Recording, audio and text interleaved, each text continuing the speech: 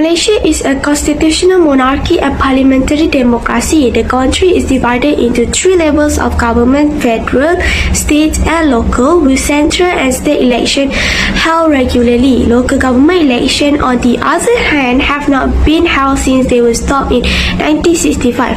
According to the local government system in Malaysia, Malaysia has three forms of local government: city council, municipal council and district councils.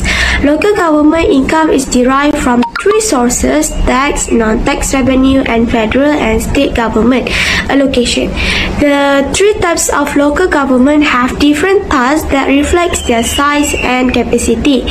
Municipalities and cities must offer basic infrastructure and public utilities, while it also provides urban planning, public health, and waste management. And city government must also provide tax collection and law enforcement. The same function are performed by all sorts of local government. Clear criteria relating to population on size and financial turnover are provided for determining the types of local authority applicable in each area. The exception can be made if a specific local authority has the capacity and capability to generate additional revenue and meet the minimum requirement for the next level of the council in the future. Now we move to the differences between city council, municipal council and district council. The first differences is place. City council is a local government that has advanced from the municipal council level. For example, Seberang Perai that under municipal council was officially declared a city and joined 13 other cities recognized in the country on 16 September 2019. While municipal council is a local government in a city or town centre. For example, on 21 October 2020, Hulu Selangor in Selangor that was previously a district council has received the status of a municipality and become the latest local government area to receive municipal status. In contrast to city council and municipal council, district council is local authority in rural area. It is a local government that administers the common district. The second differences is population and annual revenue. A total population in city council exceeding 15,000 people and annual revenue exceeding 100 million. For example, Seberang Perai was granted city status after meeting the requirement of having a population of more than 15,000 people and generating 100 million income. For municipal council, a total population should be exceeding 115,000 people and annual revenue in exceeding 20 million, while a total population in district council not exceeding 115,000 people and annual revenue in less than 20 million. The last difference is infrastructure. City council have complete infrastructure facility. For example, there are public parking especially for disabled person, in mall, hospital and so on. In contrast to city council, municipal council have infrastructural facility that are satisfactory such as leisure and sport. For example, there are stadium and park provided to the residents to carry out sports and leisure activity during their free time. While district council only have basic facilities such as multi-purpose hall. According to Merriam-Webster 1828, City Council can be defined as the legislative body of a city. This is mean the City Council are the local government in charge of administering a city, which is called Majlis Bandaraya. However, there are also exists of local authorities known as city halls, which is Dewan Bandaraya Raya.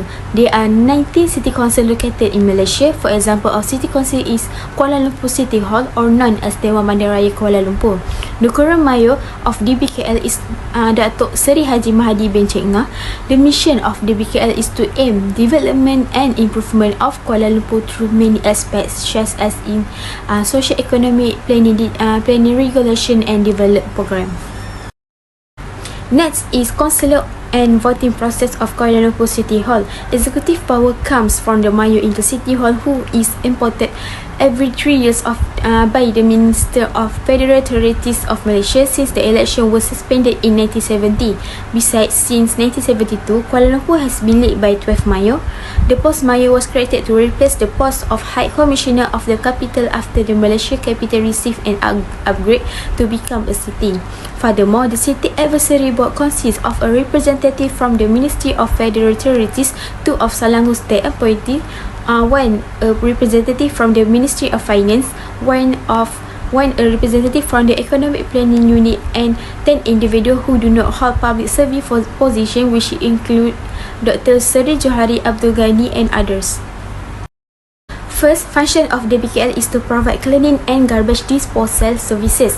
This can create clean environment and can prevent infection disease. For example, this function can be proven as we know a garbage disposal services by garbage truck in the house area was done on every Sunday. Second function of DBKL is to control pollutants and provide public health services. As we all know, there are few people do open burning and throw garbage and waste into river. So DBKL will control pollutant by make regulation and sue people if they disobey.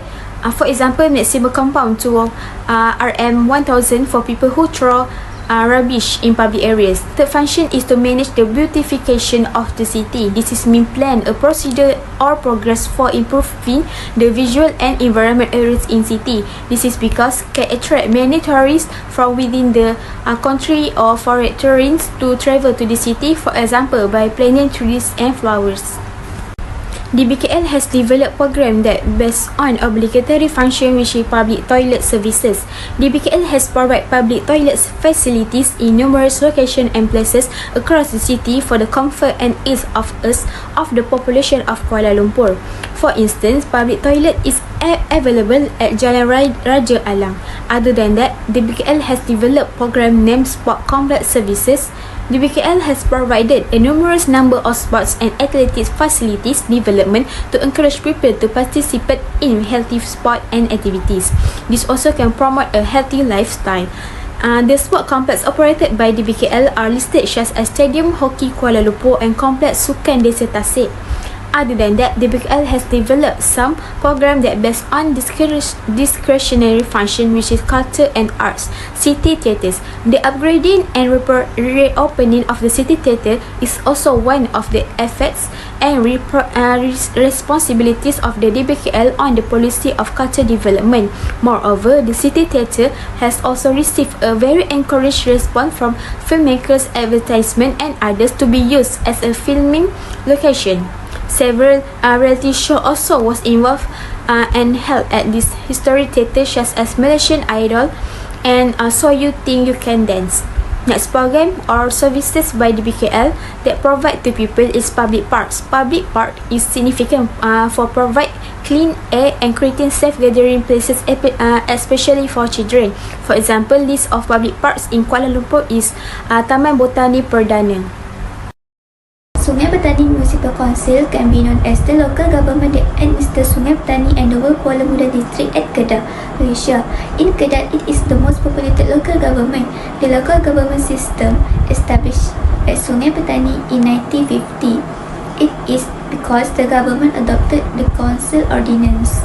For the governance of the town area, the Sungai Petani Municipal Board was formed in 1953. On 2 July 1994, Sungai Petani was upgraded to a municipal council. In Sungai Petani Municipal Council, there are 18 zones and every zone will be led by one councillor respectively. For example, the councillor in Zone 1 is Haji Rosli bin Haji Mat Rajab, Zone 2 Rashidi bin Saidin, Zone 3 Salma binti Saleh, and followed by other respective councillors. The councillor of the local authority shall be appointed from among the person, the largest number of whom shall be person ordinary president in the local authority. They also must have extensive experience in local government affairs or who have achieved commendable success in a particular profession, trade or industry, or might have the ability to represent the interests of their community in that area. The duration for this position cannot exceed 3 years. There are many functions of Sungai Petani Municipal Council. It is the services that they provide for the community that stay in their acquisition area. Firstly, development control. Development control are essential because all the development must be appropriate with some things such as it must be organized and structured in accordance with planning policies, development plan, local plan, and development control requirement of local authorities. Next, provision and maintenance of infrastructure and public facilities. They have been providing many public facilities in Sungai Petani such as Teras Sport Complex, Community Complex, Hospital, Public Market, Multipurpose Hall, School, Recreation Park, Library and others. Example program based on obligatory and discretionary function. Obligatory function are compulsory to perform by the municipal council, and the financial resources including the supervision are directed by the state government and federal government. There are some programs based on obligatory function by the Sungai Petani Municipal Council. Firstly, they are responsible to provide public health services such as hospital and clinic. For instance, in Sungai Petani, there are Sultan Abdul Halim Hospital, Bakar Arah Health Clinic, Maternal and Child Health Clinic. Secondly, they are also responsible in giving business license. For example, they provide services for application business license, renew business license, application for vendors and many others too. Discretionary functions are only performed depend on the ability of the local authority, such as in provide recreational park, sports center, nightlife and others. In Sungai Petani, there is Taman Jubilee Perak. This park is for the people who enjoy exercise, jogging and recreation. Tracks for jogging and walking activity was provided, and it was surrounded by large green trees that will make people feel like being in the forest, and it was fresh air. Not only for jogging area, but there is also golf course that located near the park. Next, there are also public library, public toilet, food court and gymnasium. Now I will continue with the district council. According to Cambridge Dictionary, the word district can be defined as an area of a country or a town that has fixed borders that are used for official purposes, or that has a particular feature that makes it different from surrounding areas. In Kedah, there are 6 divisions of district council in the local government level, namely Baling, Bandar Baharu, Padang Terap, Pendang, Seh and Yan district councils. Padang Terap District Council is a local government organisation in charge of planning, supervising and promoting the development of the whole Padang Terap region in line with the federal government's, state governments and district councils, policies, objectives, strategies and programs. Padang Terap District Council is responsible for a section of Padang Terap which includes Kuala Nerang, Naka, Pedu, Padang Sinai and Durian Burung, which is a Thai-Malaysian border town.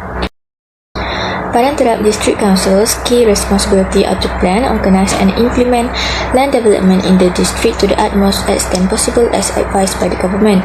Among the role and functions of Padang Terap District Council include ensuring that service areas such as public facilities and infrastructure are prepared completely, being at level that is proud, clean, developed and successful as well as competitive with other districts. Apart from that, they are also functioning to upgrade the service area in Padang Terap to become a well-known tourist destination with successful socio-economic region and one of the places that contribute to the state of Kedah's economic resources.